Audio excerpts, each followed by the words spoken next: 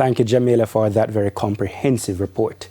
The Press Association of Jamaica honored 5 media stalwarts at its annual Veterans Luncheon today.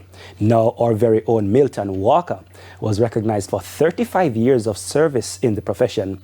Simone Clark Cooper, another person close to home, 33 years. Marlene Stevenson Daly for 40 years. Gleaner's photographer, Rudolph Brown, 37 years. You can see the ladies and gentlemen there. And the Jamaica Observer Speed Sankey, 39 years. And CVM Television's Kingsley Super T. Thompson, 38 years. Now, the Veterans Luncheon forms part of the annual National Journalism Week, which culminates with the PAJ Awards on Saturday. Congratulations, ladies and gentlemen. Now, later in this newscast, the U.S. submarine sinks Iranian warship in the Indian Ocean as Washington and Israel intensify their bombardment of Iran.